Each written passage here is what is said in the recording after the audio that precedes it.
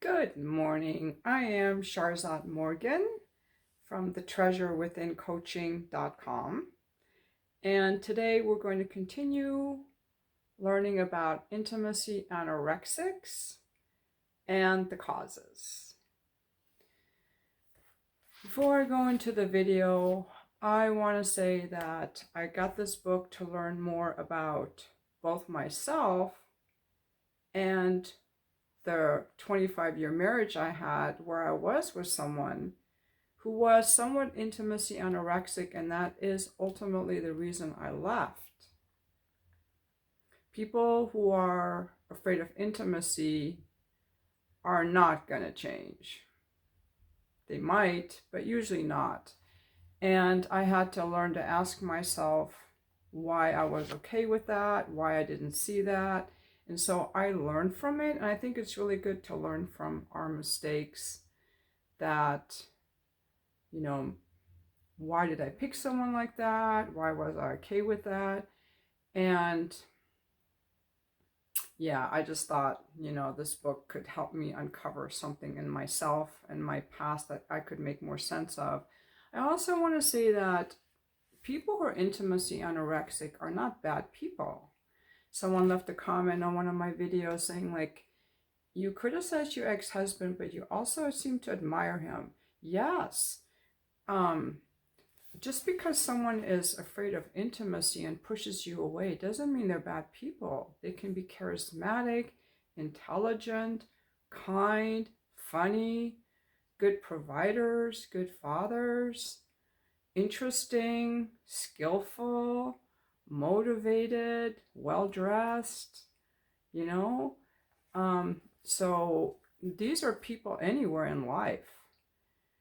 You may yourself be that person, or know someone in your family who's that person. They're just going to keep you at arm's length, and if you get too close, they're going to push you away through a number of different distancing strategies. Getting busy, blaming you, punishing you, and all the different things that we talked about in the last video, which I will link up here. But I'm going to put them all in the playlist. And I would say that if you read my book, The Fuck List, you'll see that after I got divorced, I went through a phase of, I wanted to experience my sexuality, because that's the one thing I was not allowed to do in my marriage. That's where his intimacy anorexia showed up. And that sex was only physical. He was unable to show any kind of emotion or connection or presence during sex. That is why I left him. And so when I was experimenting like that, I did come across a few people who would be extremely sensual and present with me during sex, more than my husband ever was. But then they would just pull away and hide. And I came up with the name The Turtle. I called it The Turtle. It's like, okay, during sex, I can be intimate and sensual and experience the part of myself that I usually have to hide away.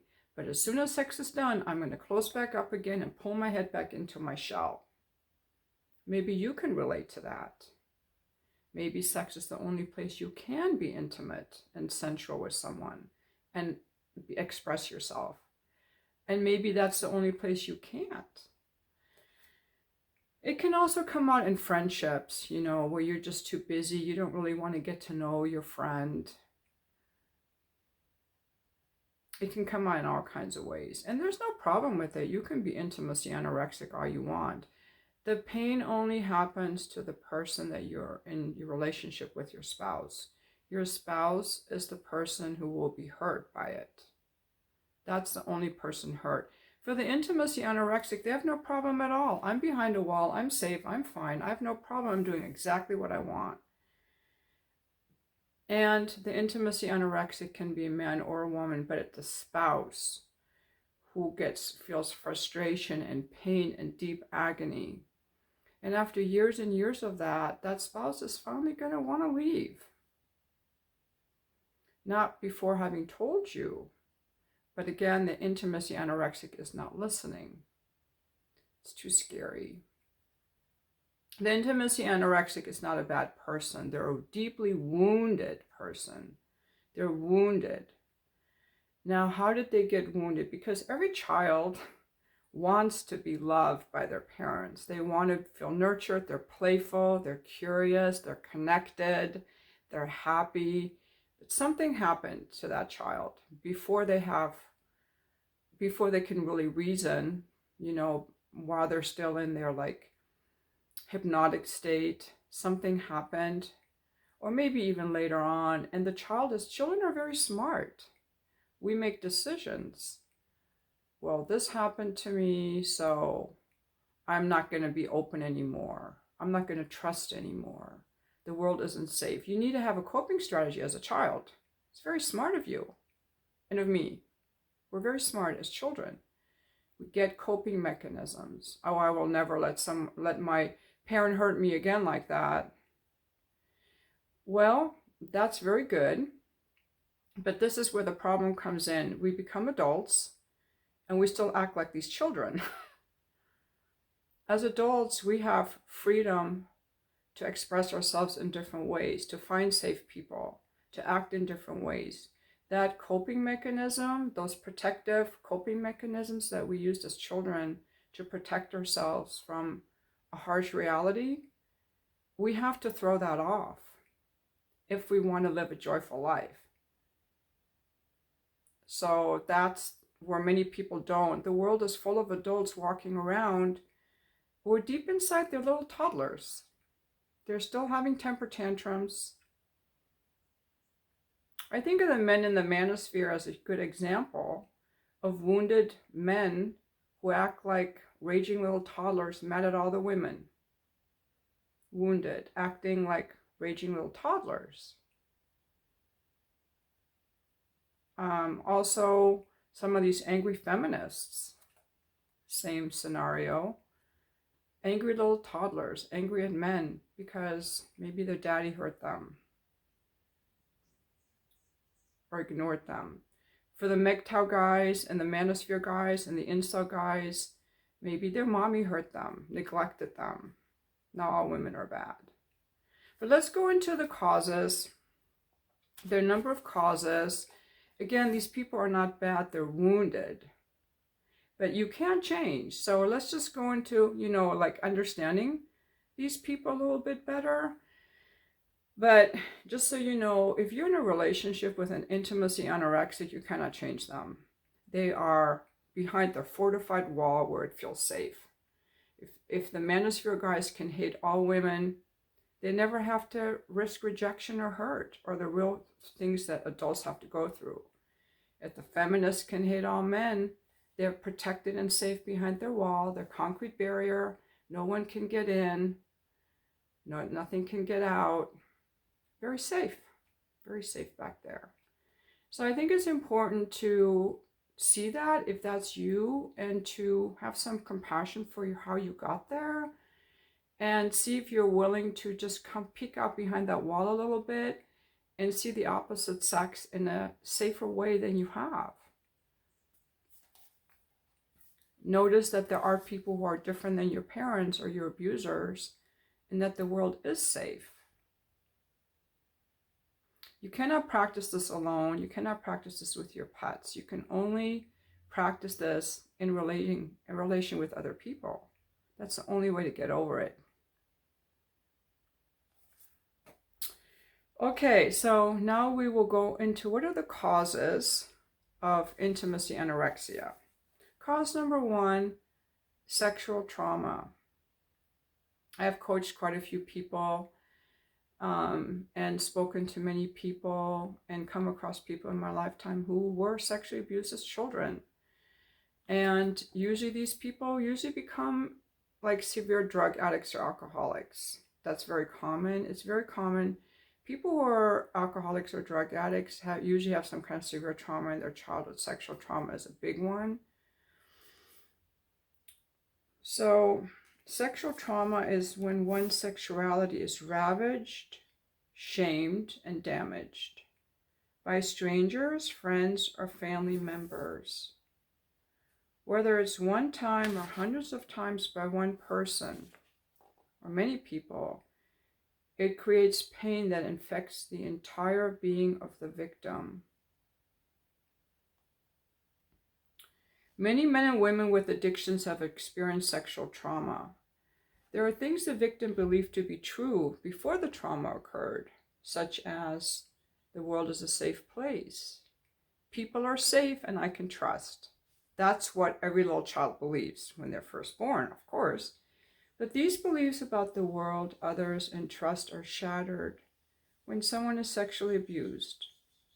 The survivor of sexual trauma has to create a worldview that now fits their experience. These traumas often happen early in the development of the victim, before they can have abstract reasoning, so they usually blame themselves or believe they are fatally flawed. This is where decisions and agreements with their own heart and its safety are made. The intimacy anorexic as a result of trauma can clearly make the decision that they are not safe, and their heart and body are not safe. The decision to not allow that pain to happen again are actually normal and age-appropriate decisions to survive such a vicious trauma. The decision to survive by shutting down their heart can lead to consequences for decades. The survivor now has an opportunity to carry out the decisions and agreements they made for survival, but these decisions can limit them when the time and opportunity comes to truly live. During the time of survival, the victim can mitigate this pain in many ways that are totally unpredictable. They create structures to protect themselves. So, sexual trauma is when the perpetrator uses the victim as a sex object. Being used as an object can clearly set up the survivor of abuse to relate to others and themselves as an object, which is discussed in more detail in another chapter. At this point, it's enough to say that when one relates to themselves and others as objects, they become limited in relating to other people as souls. You can see how marriage could be difficult if someone primarily relates to people as objects, not souls.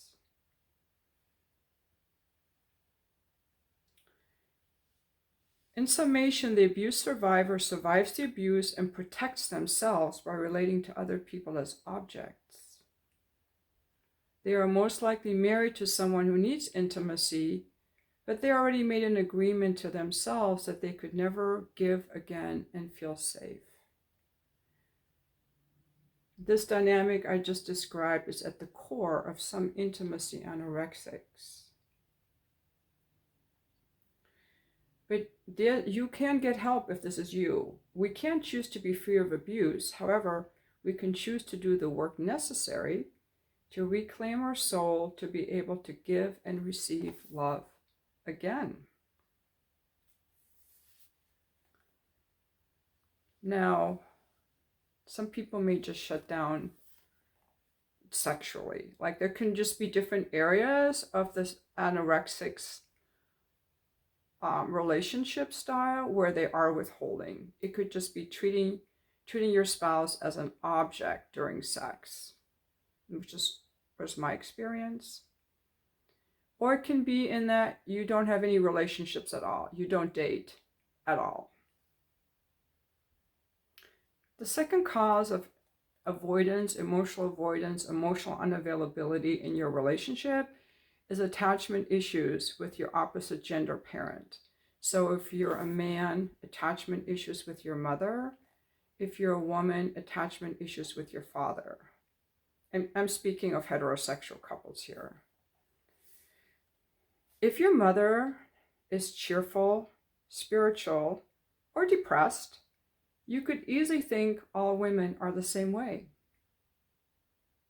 If dad is handy with tools, respectful, or he's angry or selfish, you could easily generalize these characteristics about men.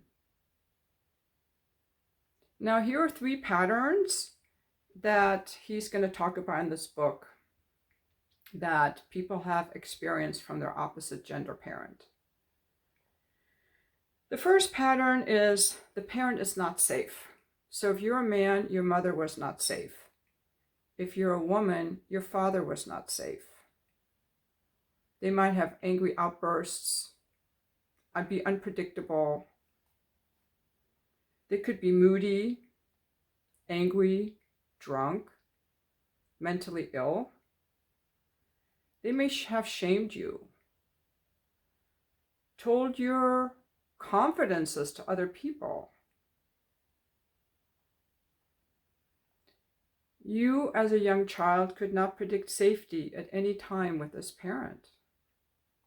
Over a period of time, you conclude that your heart is not safe in this relationship with your opposite gender parent. These experiences are happening early in a child's life, early. You may not even remember them. But just think about, how do you feel when when I say mother, woman, mother? What's the feeling that comes up? Pay attention to that. What happened? You have a legitimate reason for whatever way you feel about it. Do you feel warm? Do you feel scared? Do you feel angry? You have a good reason. So go back into your child and see, like, at what point did something happen that my mother, instead of being this loving, nourishing soul who's interested in me and nurtured me, didn't do that? Because a child's natural state is to love their parent unless the parent did something. If you're a woman, think about your father. Do you feel warm? Do you feel close? Do you feel safe? Do you feel trusting? Do you provide for you and take care of you and look out for you? If not, you may feel a hole in your heart or a vacuum, or feel like it's scary or not safe. So looking at those early relationships, I think, is really important for relating and figuring out where that distancing came from and being able to resolve it. That's really important to be in a relationship. Very important. It doesn't really matter so much what happened, but if you dealt with it. If you haven't dealt with it, it would make sense that you hate or fear or reject or avoid intimacy with the opposite sex. These experiences are happening early in a child's life. It is really not a far leap to say to yourself at this age that you'll never trust a woman like this again, or that you'll never trust a man like this again. The child then locks into a survival mode with agreements that will keep them from intimacy in their marriage, or, as I commonly find, never getting married in the first place, never getting into a relationship in the first place. I've known people, two of the friends that I have, that I end up my friendships with in their 30s and 40s, have never been in a relationship, ever. Or maybe just one that was very superficial, that lasted for 3 or 6 months. Those are examples also of intimacy anorexics. But again, no problem, because they don't want a relationship. But I'm saying it goes around everywhere. But it's only a problem if you're married to one. And also, it's really limiting to that person who is intimacy anorexic from being able to live their full expression, because they pretty much have like a concrete wall around them, and it's a lot of heaviness to carry around in life. Okay, so the first type of, so we're still talking about attachment issues with the opposite gender parent. So the first one is, my parent is not safe. The second one is, my parent is distant and emotionally unavailable. So they may have worked a lot. They may have been home every night and drove you to band practice, but there was no intimacy or relating. You were rarely heard and or normally felt unknown by this parent. The heart of this child tries for a while, but eventually concludes that this parent doesn't want to know them. Deciding that their heart staying open to this parent is not only unsafe, but unnoticed, the child finally agrees to also close their heart to survive the neglect of this opposite gender parent. The last pattern, number 3, is total abandonment. Abandonment might not be intentional. It could be through the death of a parent, but that's equally abandoning. That is abandonment. But it could also be intentional, such as a dad who abandons his pregnant teenage daughter. A divorce where a parent is not involved after the divorce. A parent who cheats on their spouse and now doesn't want anything to do with the former family. Or a spouse with a mental disorder who leaves or commits suicide. The child's heart can choose to close and conclude that there's no reason to keep their heart open since it's only going to be abandoned anyway. That's what I talked about in another video, like these people, women that were abandoned by their parents are major emotional issues. They do not even make good friends. Again, now I'm thinking of a woman whose mother died when she was a teenager, and she also was never married. A woman in her mid-30s who's done a bunch of landmark work and all this work, but it was not enough to solve. Even the woman with the bipolar had done a bunch of landmark stuff. She was also abandoned by both of her parents, never met her father. Some of these women have never met their fathers. That's abandonment, and if they if they haven't done deep enough therapy, they're damaged. In my opinion, too damaged to be in relationship with me. I'm trying to give you both parts. I'm trying to give you the part of understanding you and having empathy for your situation, but I'm also letting you know that I will never again be in a relationship with anyone like that, who has a wall around their heart. And they show you that because they've never been in a relationship. That's how you know. But even people in relationships can be this type. And that's usually why they get divorced. I think that is the number one reason of divorce. We'll go to the next one now. Number 3, sexual addiction. This is a big part of the chapter, but I'm going to spend very little time on it because I don't have any experience I have never dated anyone with sexual addiction. I have never had a sexual addiction, so this doesn't speak to me, but I just wanted to mention some of the key components. Sex addiction is when someone uses sex in a way to medicate or deal with life. They have tried to stop and often have a secret sexual world from their spouse. They also often can be intimacy anorexics. And these are the ways that you can know if you are a sexual addict. Have you had sexual behaviors you wish you could stop? Do you feel abnormally driven by your sexual drive? Have you been in relationships just for sex? Has masturbation been ongoing even after marriage? Has pornography continued for you even after marriage? Does your sexuality seem to be dragging down your personal potential? Do you find that you spend a significant amount of time online viewing pornography or grooming others for sexual encounters? Have you experienced an unwanted sexual encounter during childhood or adolescence? Has monogamous sex grown to be boring? Have you tried to stop some sexual behavior and failed repeatedly? Now, on the monogamous boring part, I will say that for me, it became boring when I was just used as an object. But if you're having sex to connect with someone, it doesn't have to get boring at all. It can lose some of its novelty, but it can still be enjoyable. He goes about into the 6 types of sexual addicts. Okay, now we're going to go on to number 4, role modeling neglect. That's when you as a child felt that you were managed more than you were parented. A child can feel managed in a situation where an older couple has a child out of duty but really didn't want the child. Or in a large family where there is no connecting to the parents. Another example is the intimacy anorexic couple that got pregnant, one of the rare times they had sex. A child growing up with these intimacy anorexic parents can become intimacy anorexic because of their exposure.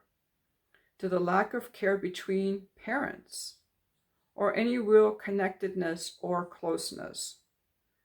Growing up with no connection, the child begins to see not connecting as normal.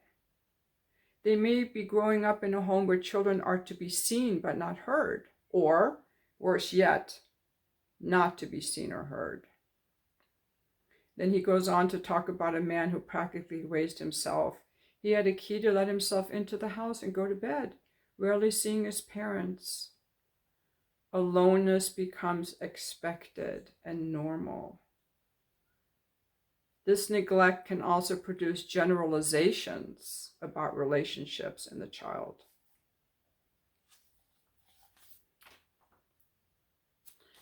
So, I took some couples counseling courses from Terry Real, the author. He's an author and divorce therapist, or like where people go for the last resort. He's helped many celebrities, and he does really good work. I really like his style. And he says the way that people relate has to do either with what happened to you, what you saw happen, or what you were allowed to get away with and no one stopped you. So if we think of an entitled child, or like the typical guy who gets very aggressive and starts lashing out at his wife and hitting and stuff, he either was hit as a child, he saw his dad hit his mom, or he was allowed to hit people and nobody stopped him. So, but sometimes people also, that's why some people don't know how to be intimate, because they've never seen it. If you've never seen it, you wouldn't even know. For example, one thing that I really enjoy with people is showing my appreciation. When I'm working with men, or when I'm around my friends or my family, I'll say, oh, I like this about you. Oh, I noticed this about you. Oh, you really like this. I don't know where I got that. I think I saw that somewhere and I was like, oh, this is really nice. But if you've never been complimented, if you've never seen other people compliment each other, you would never know that that's something you could say. I'll give you another example. A couple years ago, I have worked with coaches. I'm very interested in my own personal development. And a few years ago, I worked with a coach and trying to figure out something about my dating, or how I could be more successful in dating. This is before I figured out what the world of single men is really like. And at the time, there was this guy I met on Bumble that I was kind of seeing a little bit. And this coach gave me some things to say that I didn't even know I could say to him. For example, one thing that was really important to me, for me to feel safe in that relationship or situationship, whatever we had, was for me to know ahead of time when the dates would be. And she gave me an example of how to say it. I'm not going to quote her exactly, but it was something like, it really helps me and to feel more safe to know ahead of time when I'm going to see you. And when she told me that, I was like, what? I could say that? It never occurred to me to say the words in that order, or to even say that, because it was never modeled to me. This is a huge point I want to make in this video. We may not know how to be intimate or say intimate things if we don't even know what it could look like. So it's really important to look for ways that other people are speaking intimately, and like, oh, can I say that? Anyway, I told him that, and he was so grateful that I told him. But then, because he was intimacy avoidant, he didn't do it. Another example she gave me was, I guess when she started dating her now husband, when they had first started dating, I think he was texting her or something, or she was like, oh, I want to talk to him. He's like, I think she texted him and said, I'm going to be driving in about 10 minutes. I would love to call you. I want to hear your voice. I'm like, I could say that? Oh, that seems so scary. That seems so vulnerable. I want to call you. I want to hear your voice. I have myself been intimacy avoidant in some ways. I mean, not as bad as my ex-husband, but I have my own ways. Like, we all have our own little limits. It's like, ooh, what can I stretch myself a little more? Oh, I want to call you. I want to hear your voice. Oh, I was so happy to see you. Oh, it really helps me feel safe if I know our dates ahead of time. And then if that person is threatened by your vulnerability, then they're out. They're not a person that if they don't want to know what you need to feel safe, why are you with them? Seriously. Or if you tell them what you need to feel safe, if I tell you what I need to feel safe, if you don't want to hear it, why am I with you? Or if I tell you and you say you'll do it and you don't, that's a red line. Why am I with you? Find someone who doesn't have needs for safety or who doesn't tell you what's safe. Find someone who's also intimacy avoidant. So I think this is a really good way to weed people out. Like, you might not say this on the first.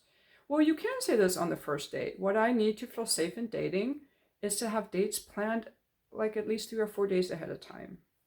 That's a need I have in dating. You know, if you don't, if you know, take it or leave it. Like, you don't have to do it. Like, if you need to be impromptu, hey babe, can I come over? I have no problem with that, but that's not going to work for me. So that's a way to start being intimate, is sharing your needs. That's another thing. Intimacy avoidants don't realize they have needs. You're allowed to have needs. So those are just some things I wanted to share in this video. I think it's a huge problem in our society. You can also look up childhood emotional neglect, children who were emotionally neglected as children. And, you know, relationships are an opportunity to break those walls down. Being with a safe person, breaking those walls down are an opportunity to grow. Like, it's a beautiful opportunity. There's no place we can grow emotionally outside of a intimate relationship. And that is why for a long time I wanted an intimate relationship so I could practice all the stuff that I didn't get to practice in my marriage. Being with someone who's intimacy avoidant is extremely painful, it's frustrating, and it can cause damaging health effects. It took me many years to get back to myself after having been in that neglectful marriage. I hurt myself by staying as long as I did. It was a great act of self-love to leave him, even though he's a great person many other ways. Doesn't make him a bad person. It doesn't make you or me bad people to the point that we're intimacy avoidant. But we can cause great damage to people who want to try to get close to us. I will never again try to get close to someone who's intimacy avoidant. Never. So you can use this video as a learning tool, because I think that a lot of people don't know what to look for. It's like the women that go for these abusive men or love bombing men. They're intimacy avoidant too. They bypass intimacy by giving you a bunch of gifts to blind you to the fact that they don't know how to be intimate. They don't know how to take things slow. Intimacy develops slowly over time by respecting the other person's boundaries. I'm thinking of the woman who was in that, was it Dirty John video? And on their first date, he came in to drop her off and he just sat himself on her bed. And she was like, whoa, she was very upset. And the next day he made all these apologies. No, that's intimacy avoidance. He treated her like an object. He just did whatever he wanted. That's not intimacy, that's control. So intimacy is someone respects you and cares about you and sees your soul and cares about your heart and sees the intimacy. To me, when I work with men, I do that from the basis of seeing their heart. There's a little boy inside every man. There's a little girl inside every woman. Connect to their heart and treat them as a person, as a soul, as a heart, not as an object that, oh, see what I can get away with, or to control or to use as an object. So that's what we have to look for, is people who actually feel and care how we feel. So that's what I look for now. And, you know, if someone's over the age of 30, they should have had some long-term relationships. Sometimes I come across guys in their 30s who've never been married. Like, if you're over 35 and you've never been married, you're probably intimacy avoidant. If you're in your 50s and your wife divorced you she was a good wife and a good mother, you're probably intimacy avoidant. She probably left you because you're intimacy avoidant. Sometimes I hear men talk about, oh, my wife never wants to have sex with me. Well, maybe you're bad in bed and you're intimacy avoidant, or maybe she's intimacy avoidant. She doesn't want the intimacy of it. It's a very interesting topic that I don't think people talk enough about. You can also hear about emotional avoidance, avoidant attachment style. So I will be back for the comments. I'm looking forward to your comments, and thank you so much for watching my video.